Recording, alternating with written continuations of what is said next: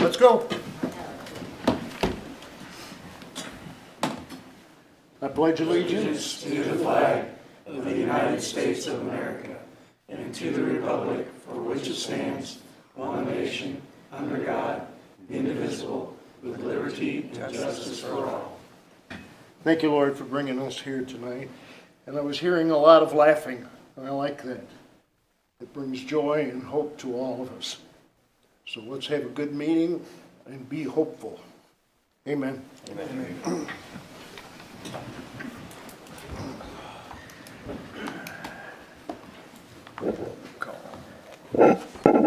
Roll call. Venables. Davis. Here. Bechtel. Here. Young. Here. Meadows. Here.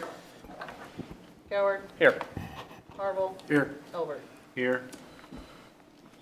All right, hearing of citizens' comments. We have Brandon Hicks on here. Yep.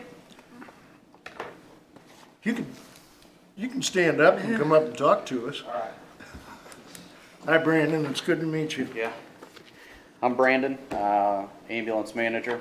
Been there about a year now, so wanted to talk about the medical director agreement. So Dr. Koch is retiring. He's retired already from the clinic and told me that he had about 3 months left before he really wanted to be done with the medical director stuff altogether. I've got a medical director agreement here. It says the joint powers agreement.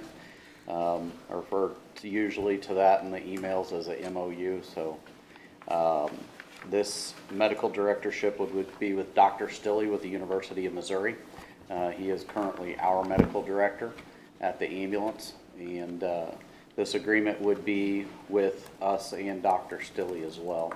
To provide a medical director to Boonville Fire first responders so that they could continue to operate as first responders and up to EMT level. So, got any questions about this starting off? Does he live local or is he Columbia? He's at the university. Okay. So, yep. Does he got a fast car? Huh? Has he got a fast car? He has a supervisor truck with lights on it. So. So he they have a medical director group, okay? So they have about 12 ambulance services underneath them. It's not uncommon for a setup like this to be signed. This basically states that he's going to be the medical director for Boonville Fire, and Cooper County Ambulance is going to be responsible for training. We are not responsible for any of the protocols that he lays out. That would be between him and the chief as far as how they choose to operate under all that. He comes to our base every quarter. He will be there tomorrow at 1 o'clock. I know that some of the other fire departments are meeting with him. He will be there just to do training with us and whoever else would like to see him. Typically he comes once a quarter for about 5 hours. He does charge us $212 an hour to be there. So there is a cost portion in this MOU, and it does say $0. He is coming to our base one way or the other, so there's really no cost. The protocols are already written, so they don't have to be fire department specific. They're written for first responder all the way up to critical care. So they are all on an app on the phone, on the computer, so first responders can see all of it. They can see all the changes he chooses to make whenever he makes them. And then when he comes each quarter, he updates us in person on what those changes are and why. So the initial reason for this agreement is I've been with Cooper County for about 15 years, and I have always desired for the ambulance to do training with the fire departments. I feel like being the medical entity in the county, it's always been our responsibility to provide that. Usually we take over after first responders have made initial contact, and so I think it's wise to continue patient care. We pick them up from the first responders who have operated under a specific protocol that we then in turn will continue as we go to the hospital. So our attorney wrote this initially. legal at university, kept it for about 3 months, went back and forth with our attorney, and this was the product they gave us, so. Excellent. Any questions? I guess, Chief Cooper, do you have any thoughts on this, or, I don't know, just any comments or otherwise? Absolutely. So the state of Missouri requires that anybody that provides response to medical emergencies be under the direction of a physician, all right? We're kind of without one right now, and as I stated in the last council meeting, we wanted to start standardizing things around here. This is one of the very first big steps in doing that. So we'll have the same medical director with all of the surrounding fire departments have. So everything's going to be standard, all right? It doesn't matter who's responding, whether it's us, Cooper County, whatever other departments are in the area, they're going to be operating under the same instruction. You know, a protocol is an instruction on how to handle certain different types of medical emergencies. They're done the same way. Your treatment and everything is done the same way in the area. As Chief Hicks mentioned, they're going to be providing EMS training. So with us going to EMT level certifications for our firefighters, we're going to need the continuing education. So this is very cost effective. You know, it's costing nothing for us to continue the education for our firefighters and EMTs. So in my eyes, this is an exciting agreement to be able to partner with Cooper County and Dr. Stilley. You know, he works at a university. So yeah, that's my thoughts. Great. Any other questions?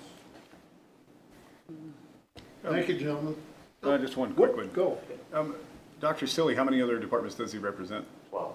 12? So he has a medical director group, and there are 4 physicians in the group, including himself. So Saline County is under Dr. Sampson, who is also a part of that group. Howard County is under Dr. Stilley. There are, I can't name all the other services. They're not necessarily connected to us, but you know, a big thing that happened here recently that really sheds light on why this is important is they had the bus accident in Gasconade County, right? And so they had 10 different ambulance services and 11 fire departments respond to a bus accident for 32 people. This was 2 days ago. And you know, if we have I-70, I mean, we've been very fortunate over the last 40 years that we have not had anything like that. And so if we're all training the same and we're all on the same team, which is much needed, things are going to go much smoother, and we're going to get patients to the hospital much quicker. Also, along with that, you know, with the protocols being the same for both of us, the equipment that we can carry is going to be very similar. And so some of that equipment can be exchanged. We do get to bill for that. The fire department does not. So if medical equipment is used on scene, we get to bill for it if you use it. So we will just exchange that out. So from a cost perspective, it makes it simple. There's not a whole lot of overhead on the medical side since we're billing for it anyway. Excellent. Any more? Thank you, All gentlemen. right, thank you. Thank you, gentlemen. Thank you.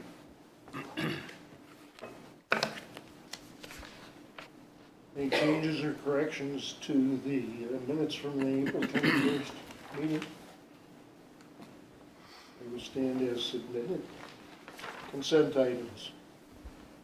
A, consider pay app number 3 in the amount of $366,012 to Spectrum Environmental for asbestos and lead abatement in A and D barracks at Fort Kemper Park. It's on page 6. Item B, consider pay app number 5 in the amount of $43,225,000 to GloveCon Incorporated for City Hall remodel. It's on page 9. stop me if you guys have questions. Item C, consider pay app number 6 in the amount of $35,846.45 to GloveCon Incorporated for City Hall remodel. That's on page 12. Item D, consider pay app number 3, final, in the amount of $27,006.01 to Rad Baker Construction for Hale Ridge parking lot improvements on page 14. Consider change, item E, consider change order number 3, final in the amount of $51,346.49 to Rad Baker Construction for Hale Ridge parking lot improvements on page 16. I got a correction on E. The change order is a deduct for $53,500. 53 and then 5 even? $53,500 deduct from the contract. Okay, thank you. Everybody got that? Any questions? Motion? I'd like to make a motion that we approve consent items A, B, C, D, and E. Second? Second. So Kate, just one question. So there's 3 things here. So we have Kemper, City Hall, and the parking lot at the golf course. On the Kemper at A&D, so this is the end of the grant money. What percentage do we have to go now that the city is looking at? So I think it's 118, sticks in my mind. I think I told you guys what it was, but, Oh, I might have missed it. I'm sorry. maybe I didn't, but I think there's 118 left from the grant. So, the remaining 240-ish is gonna be on us, and this total bid, if you remember, was $1.2 million. So we're only at, again, if you look, our total so far, this is by far our biggest one to date. So far, we've paid, balance finished the $899,636, so that's all, that will all be us. However, the grant funder does think she has a little bit more money because she's trying to they're closing out this grant, they don't have it anymore. So there could be another 50 or 75 coming our way, but we'll take it. Okay, so it's maybe, what, a quarter of the way done or so, give or take? Yeah, and it should, most of the work should be done, I think they said by August at the latest, but there is some exterior lead abatement that they're holding off on, that they will do in coordination with the contractor on the windows and the exterior painting, because there's no point in us painting it and then them painting it over or whatever. So we'll work in coordination to do the lead abatement on the exterior. Thank you. Anybody else? Motion? We already have that. Ready for roll call. Roll call. Davis, Yes. Bechtel, Yes. Young, Yes. Meadows, Yes. Coward, Yes. Harville, Yes. Albert. Yes. Passes. Item 6, presentation of accounts and claims, it's on page 17. Be it ordained by the council of the city of Boonville as follows. Section 1, for the purpose of paying salaries and various accounts against the city of Boonville, which have been allowed by the council at the regular meeting thereof on May 5th, 2025, the sum of $491,842.74. General fund, $206,752.78. Sanitation, $42,719.48. CIP tax, $15,619.05. Waterworks, $103,250.51. Capital projects, $0.00. Wastewater, $70,382.62. Tourism, $7,226.44. Gaming, $45,430.09. Parks and Water, $461.77. Kemper sales tax, $0.00. Economic Development Projects, $0.00. Section 2, the accountant is hereby authorized and instructed to draw checks on the respective city bank accounts in favor of the persons whose salaries and accounts have been allowed as above amounting to $491,842.74, being the total amount of money being appropriated. Section 3, this ordinance shall take effect and be enforced from after its passage. First reading, May 5th, 2025, read for the second time this May 5th, 2025, since a copy was made available prior to the meeting. Second reading, title only. Ordinance appropriating money. Make a motion that we approve the ordinance. Second? Second. All right, we got 3 seconds. I've got Tanner. You can choose. Questions or comments? Roll call. Davis, Yes. Bechtel, Yes. Young, Yes. Meadows, Yes. Coward, Yes. Harville, Yes. Elbert. Yes. Okay, item 7, unfinished business. Second reading of bill number 2025-007, establishing disclosure of potential conflicts of interest. It's on page 18. An ordinance of the City of Boonville, Missouri, amending the Code of General Ordinances, Section 2-36, to establish a procedure to disclose potential conflicts of interest and substantial interest of certain municipal officials. Mayor, I'd like to make a motion to approve this ordinance. Thank you. Second? I second it. Thank you. Questions or comments? Okay, can you remind me, is this just to clean up some of the procedural things that we're doing at city, or what's the? We do this every 2 years. Every 2 So, years, yeah, okay. we do it every 2 years, and it's, some grants require us, so like the community development block grant, you have to have an ordinance. And then also, when you have filed for candidacy, you know, you guys don't have to mail this stuff because we have this on file, so. Okay, great, thank you. Any other questions? Roll call. Davis, Yes. Bechtel, Yes. Young, Yes. Meadows, Yes. Coward, Yes. Harville, Yes. Elbert. Yes. Okay, any new business? Consider resolution R 2025-09, authorizing and approving an agreement with Cooper County Ambulance District for medical director leadership. A resolution of the City of Boonville, Missouri, authorizing and approving an agreement between the Cooper County Ambulance District and the City of Boonville, Missouri regarding shared medical director leadership and providing an effective date therefore, whereas the City of Boonville, Missouri and Cooper County Ambulance District desire to enter into a joint agreement for medical director leadership for emergency response services, and whereas having one medical director for the entire county and various fire departments is most effective, and whereas the previous medical director has retired and the new medical director has been appointed by the Cooper County Ambulance District, now therefore be it resolved by the City Council of the City of Boonville, Missouri as follows. Section 1, that a certain agreement between the Cooper County Ambulance District and the City of Boonville, Missouri, a copy of which is marked Exhibit A and is attached hereto and made a part hereof, is hereby approved. Section 2, that the city administrator and the city clerk be and are hereby authorized to execute and attest said agreement in multiple counterparts on behalf of the City of Boonville. Section 3, this resolution will take effect and be in full force from and after its passage and approval past this 5th day of May 2025 by the City Council of Boonville, Missouri. Mayor, I'd like to make a motion we approve this resolution. Thank you. Second? I second it. Okay. Questions, comments? I have a short comment. Being a customer of the ambulance district a couple of times, it works well. The cooperation between the different entities is extraordinary.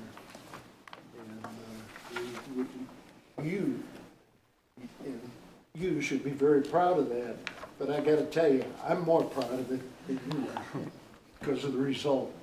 Good for y'all. Roll call. Davis, Yes. Bechtel, Yes. Young, Yes. Meadows, Yes. Harville, Yes. Elbert. Yes. You skips. Oh my gosh, who did I skip? Coward. Andrew, the one that's It's called. not on my list. Coward, I would like to sorry. vote. I vote yay. Who does this? You made him blush though. I'm blushing too. I don't. He's got a good blush. I've got, Andrew, I haven't I know. seen that before. That's good. Thank You you. should be proud I of guess that. glad I Thank can you. make you blush. Yeah, thank you. It's not anger, I swear. Did you get my vote recorded? It's on here, yes, I Okay, promise. great, thank you. I don't know what, Yes, sir. it's like completely left you out of my little block. Any reports of standing committees? We got. Oh, we got one more item B. resolution. Oh, See, excuse he's me, leaving item something B. out, too. Thank you. Nice going. It's a hot mess here. Consider resolution R 2025-10, authorizing and approving a mutual aid agreement with the City of Columbia, Missouri for fire service. It's on page 30. A resolution of the City of Boonville, Missouri, authorizing and approving a mutual aid agreement between the City of Columbia, Missouri and City of Boonville, Missouri regarding fire service mutual aid and providing an effective date therefore. Whereas the City of Boonville, Missouri and the City of Columbia, Missouri desire to enter into a joint agreement for medical director leadership for emergency response services. And whereas mutual aid is critical for effective firefighting, minimizing damage to structures, and protecting life. Now therefore be it resolved by the City Council of the City of Boonville, Missouri as follows. Section 1, that a certain agreement between the City of Columbia and the City of Boonville, a copy of which is marked Exhibit A and is attached here 2, and made a part hereof, is hereby approved. Section 2, that the city administrator and city clerk be and are hereby authorized to execute and attest said agreement and multiple counterparts on behalf of the City of Boonville. Section 3, this resolution shall take effect and be in full force from and after its passage and approval. Mayor, I make a motion that we approve this resolution. Thank you.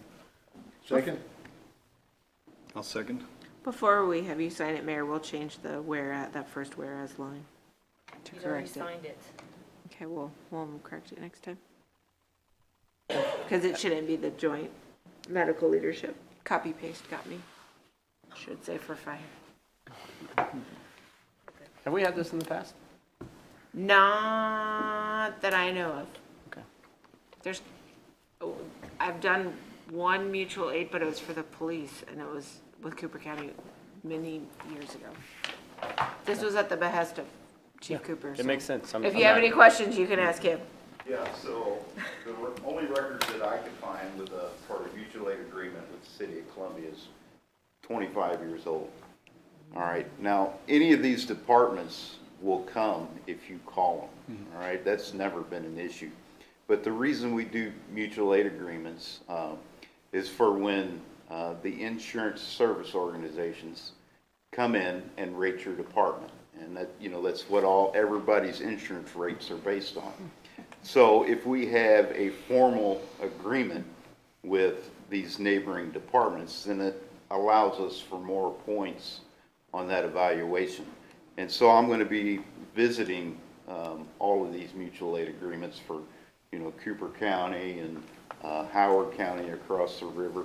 But I met with Columbia's fire chief last week and his assistant, and we talked about a number of things, and I brought up the mutual aid agreement, that it's something we need to revisit and have a fresh agreement between them.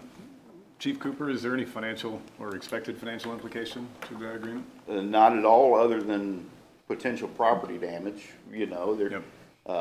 It's always good to have help from, you know, another professional organization. But as far as any financial implications that it would cost the city, no. Good question. Thank you, sir. Motion is done. Roll call. Davis, Yes. Bechtel, Yes. Young, Yes. Meadows, Yes. Coward, Yes. Marvel, Yes. Delbert. Yes. Reports of standing committee. Anything? Reports of city officials. I have nothing to report. City administrator, page 36. All right, well, I'll go all the way down to the city administrator reports. First, there's a quote on, what's called Forever Lawn. We call it canine grass. we'd like to add an addition to the existing canine grass that we have out at the animal shelter. As I know, it can be cleaned. It's kind of really like AstroTurf. But anyways, it can be cleaned. So if you have a parvo outbreak, you can still let your dogs out and not have to quarantine them. And it doesn't get ripped up in the rain. It's just, the dogs really enjoy it. So anyways, we would like to expand that. It is $35,108.30. However, I noted that we have had several very generous donors provide funding to the Boonville Community Foundation, so I will have this entire amount reimbursed by the Community Foundation. There is a fund for the animal shelter, and it's pretty open-ended as terms of what we use it for. We've typically used it for spay and neutering. We've absorbed some of that in-house as we've kind of shifted our work as we've grown into the bigger shelter, I guess I'll say. And so I'll try to use it more often for things that are building or improvement related, and we'll try to keep absorbing the sort of care of animals in the budget. So, but it does exceed my spending authority, so I need you guys to go ahead and motion and approve this purchase. There probably likely is other companies. This is the company that the animal control researched, and they really liked them, and they've been very happy with what we've already got. So we're just sticking with what we know. Based on what you know, is this pretty competitive pricing? I think so. Okay. And we do some of the groundwork, the parks crew and the public works crew, they go in and do all of the leveling, and they put the fence in and stuff like that. So that these guys are just coming in to do the laying of the grass. Is there a motion? I make a motion that we approve it. Thank you. Second? I'll second. Got a motion and a second. Any further discussion? Roll call. Davis, Yes. Bechtel, Yes? Young, Yes. Meadows, Yes. Coward, Yes. Harville, Yes. Elbert. Yes. All right, the second item is annexation and rezoning public hearing. This is a little bit flip-flop the order that we normally do it, and it's primarily just because the planning and zoning is meeting tomorrow, but it just doesn't quite meet the time frame to send notices out if we wait until it comes back to the next council meeting. So we're sort of reversing our flow a little bit here. But Kim and Eric Brady, Ballpark Central, have submitted a voluntary annexation requirement for their project behind Walmart. For those of you who have maybe seen the promotional videos, she's set to build 4 baseball diamonds currently, and then have, I think it's 4 commercial structures on the front. We have been discussing with them on and off for months about the prospect of coming into the city and if it made sense for them. They have decided that they would like to proceed with that. So I'm asking for you guys to set a public hearing at 7 p.m. on June 16th, which is our regular council meeting, and we'll take care of sending the notices out from there. And just as I said, I'll provide information about the benefits and the reasons why the voluntary annexation is a reasonable request, which is something we have to do by law. So if I could have a motion for the public hearing. I did lay out the time frame so you can kind of see the annexation flow. They have not submitted a full preliminary plan. So we've seen conceptual plans, but they're working on it. But at this point in time, they're just looking for the annexation and the zoning. So if I could have a motion and a second to set the public hearing on June 16th at 7 p.m., I would appreciate it. So moved. Second. Questions, Kate, comments? just real quick, I'm looking at GIS, there's a 14-acre plot which is owned by Ballparks of Central LLC, and then there's 2 3-acre plots, one is Brady Fieldhouse LLC, and the other is 98 Investments. Is And it all 3? It's all 3 of them. So it's 20 acres? Yeah, they subdivided it after they bought it originally, but they've given us the original plat when it was just the 20 acres for subdivision. So the entire, all 3 All properties? 3 lots. Okay, great, thank you. And they have started clearing the Yeah. ground.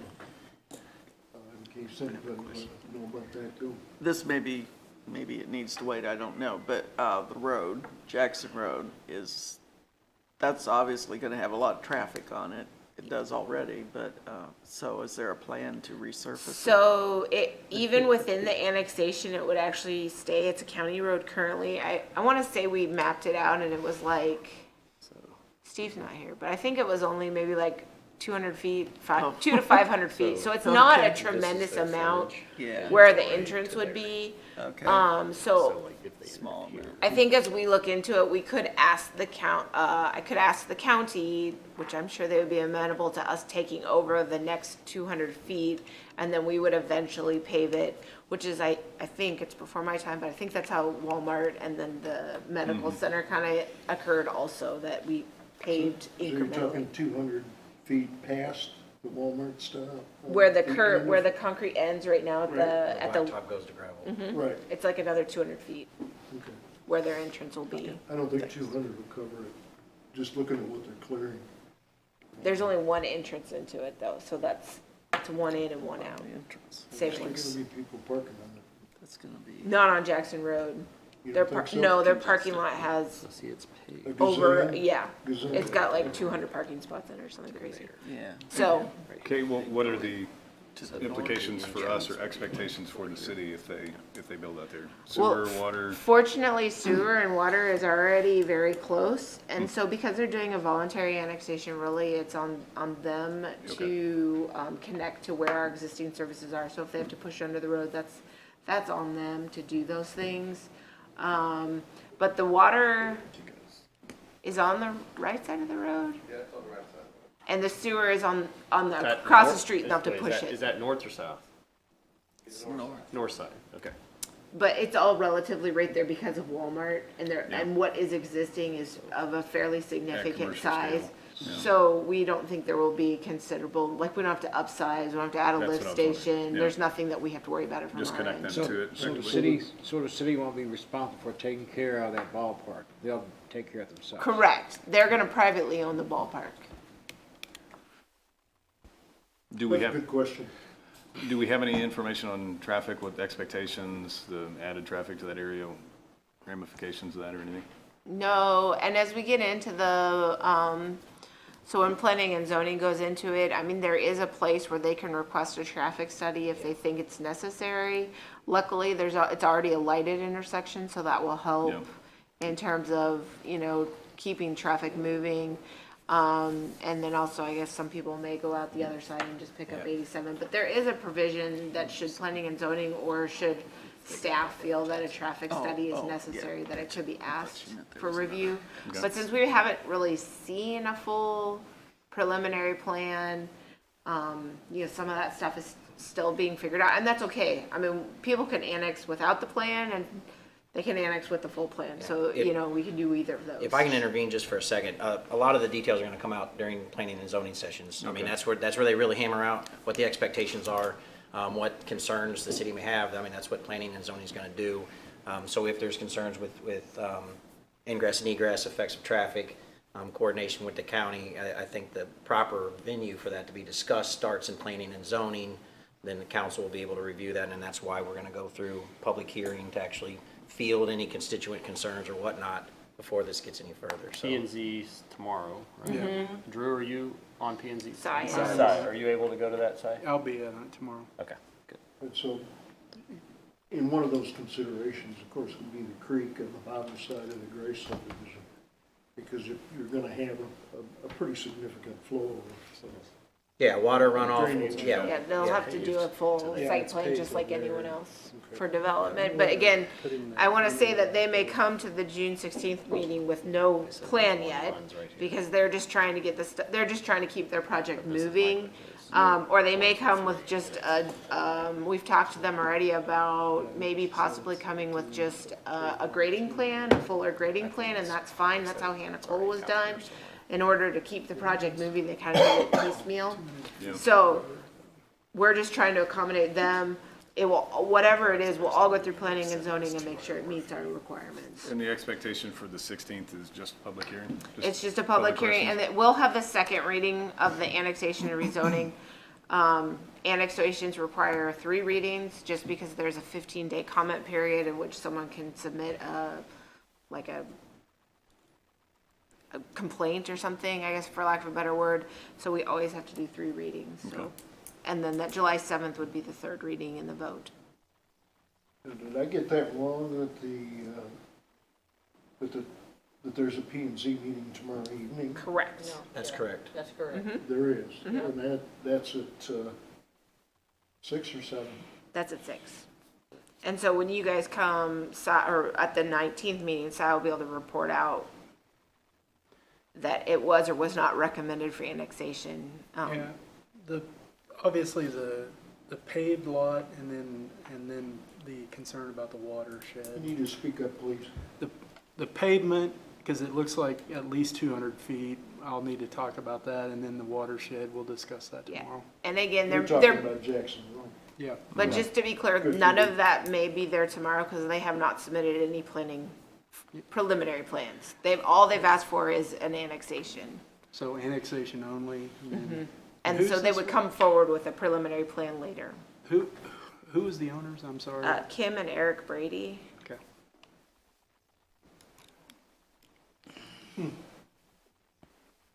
Heck of a good idea, actually.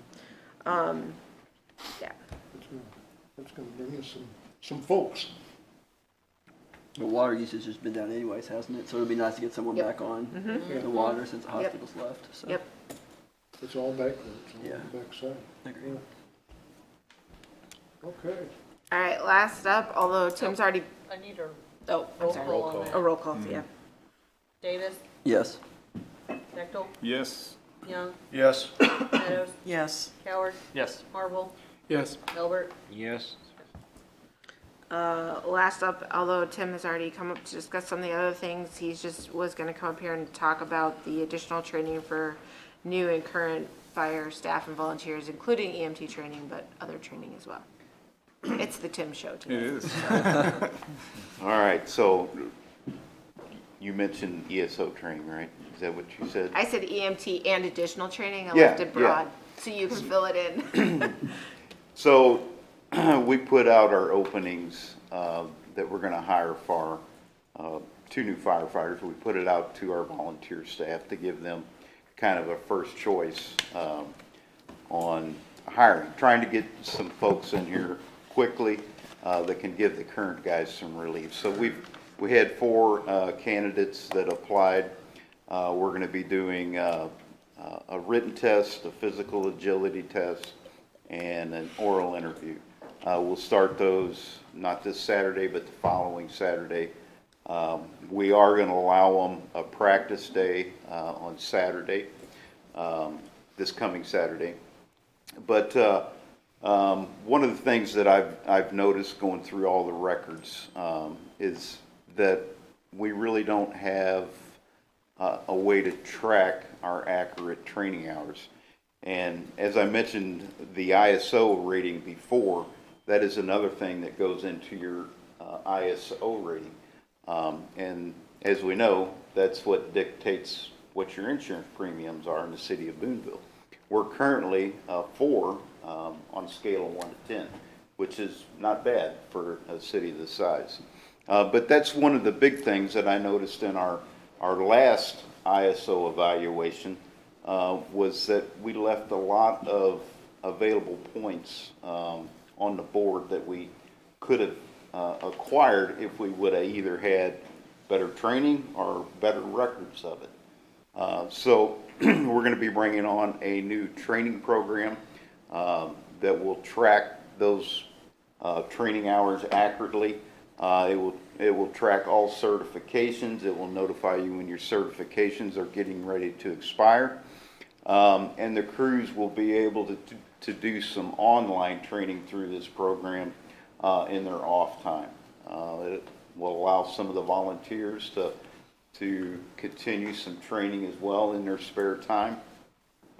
And they can also obtain EMT continuing education hours. They have to renew their EMT license every 5 years, and to renew, they're required to have so many hours of continuing education.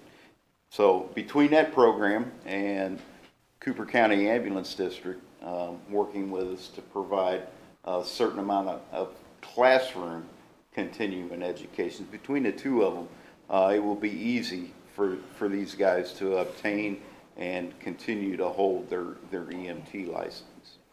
So Any questions on the program or what we've looked at so far? And you look confused. No, I'm good. Like a lot of these, I've done a lot of these types of programs, like, Uh-huh.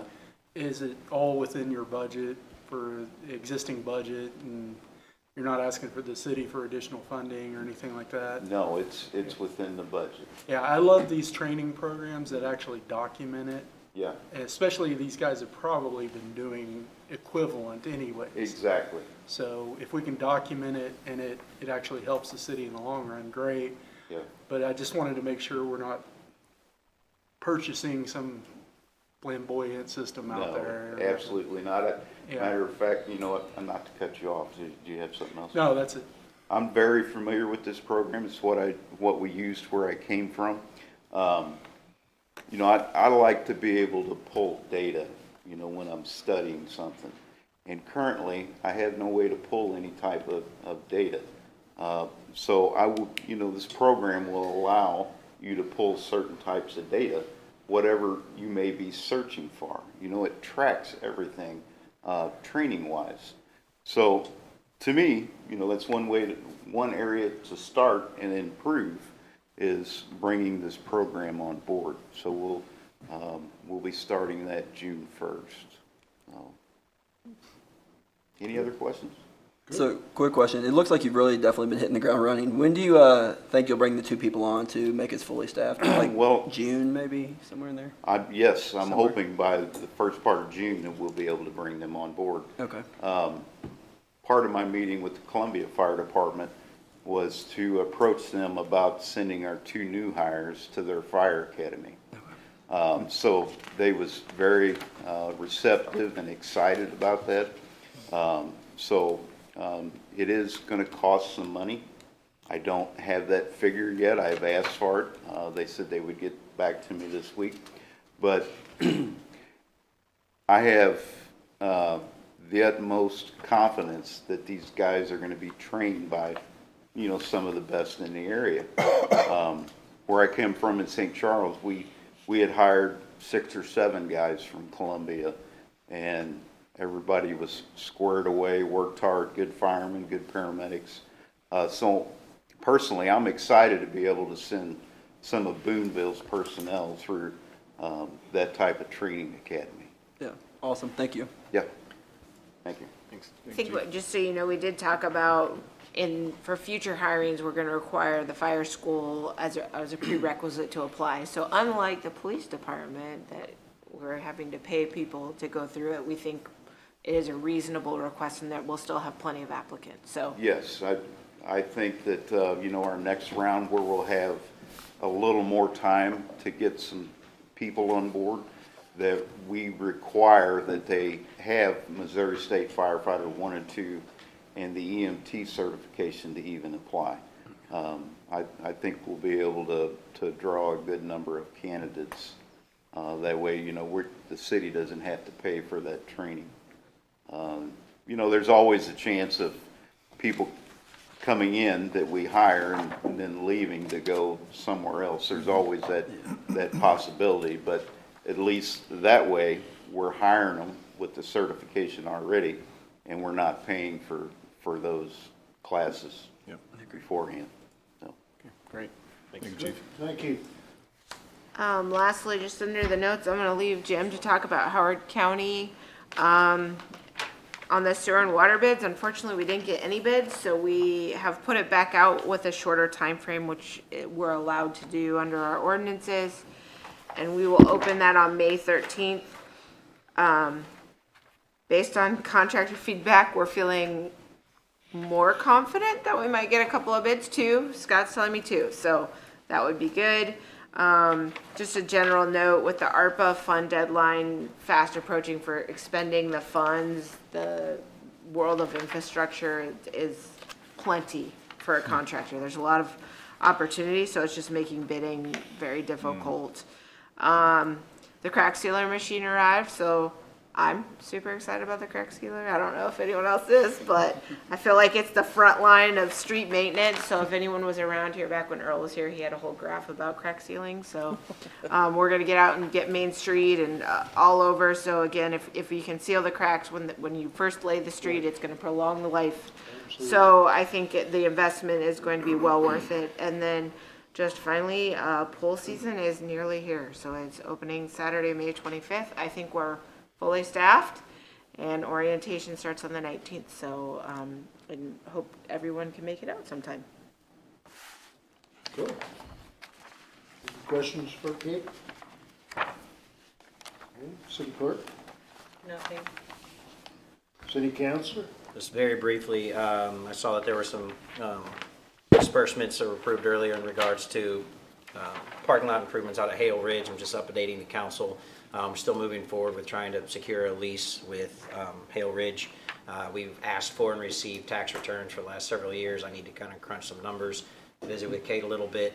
But I know Councilman Harville's asked before. It's moving forward. We kind of have to differentiate what the city's obligated to provide maintenance for, that city's invested in, versus what personal properties out there is owned by Hale Ridge that is not exclusive to us. So we're moving there, slow but steady.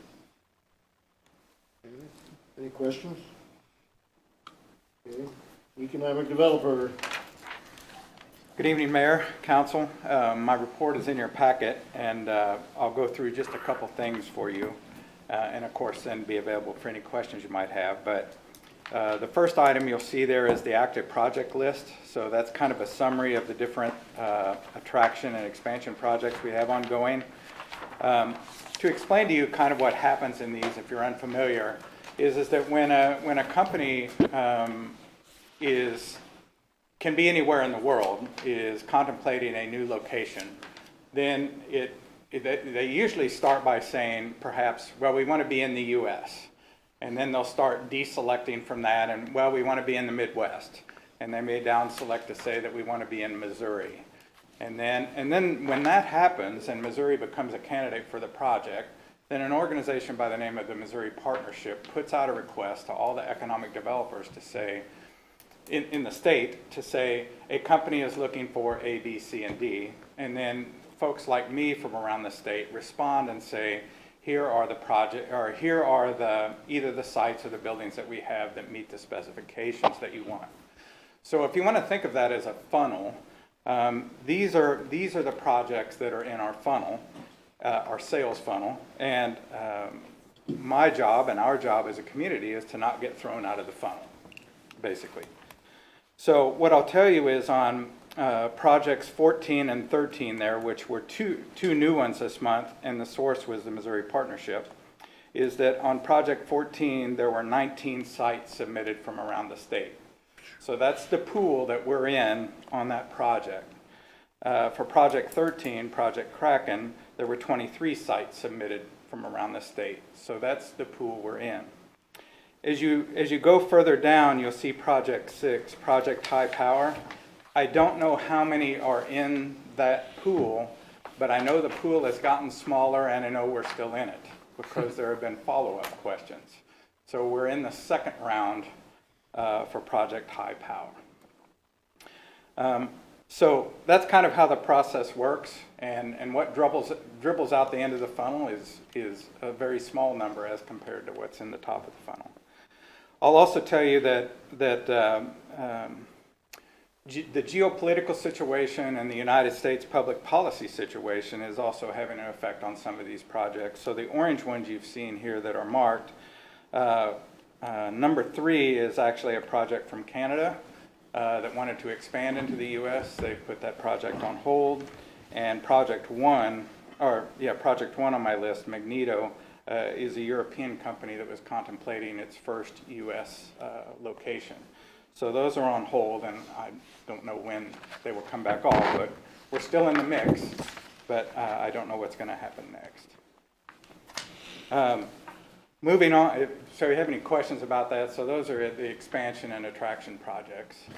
Just the point system, when you have a score on this, Yeah. is 1 good, 10 good?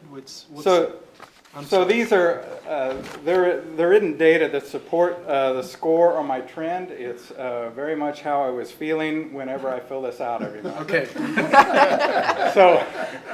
So these are very much a roller coaster. So, for example, I had a project here in town that hopefully is going to come to you, but we had put, city staff and myself had put several months in on making this happen, and I get the call, we're out. Not gonna happen, which is a little bit annoying, but it comes with the territory of trying to get things done. And I swear not 4 hours later, I get a call from somebody who wants to pick up that ball and run with it. So it's, you know, I'm at the bottom of the roller coaster, and then 4 hours later, I'm at the top of the roller coaster. And if at the time when I was filling this out, you know, it might have been a 1 when we're here and a 9 anyway. Okay. So it's absolutely arbitrary of how I'm feeling when I fill this out. Well, I noticed like the top one was like an 8, and I'm like, so that's the one that I can assume is going to be in the quickest, or I didn't. All right. So the score really is kind of what are my odds of it happening. Good. So I'm fairly certain that Project 9 is going to happen, and in fact, next time around I might even make that a 9.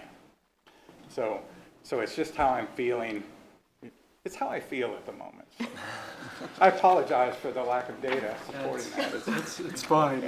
Business is that way sometimes. We'll trust you guys. But Well, it it's a little emotional. doesn't have an advancing yellow bar through it, so Well, so it's a little misleading. So the reason I put advancing on that is because we're in another round.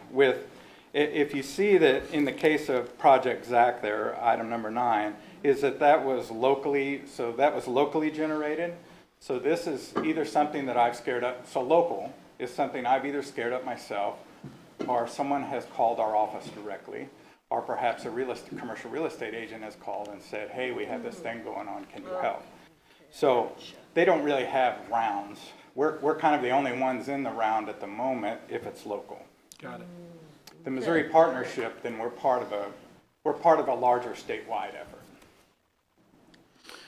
So I want to skip on over to number 5, entrepreneurial support. So with you, with Kate's proposed budget and your approved budget, I've been given some resources, and I honestly believe the support for entrepreneurial companies is probably going to be diminishing because most of the entrepreneurial support comes from the federal government currently through a variety of programs. So there's already been a proposal to do away with a manufacturing extension partnership, which in the state of, it's a program run out of NIST. It is in Missouri, it's called Missouri Enterprise. There's already been a call to defund that.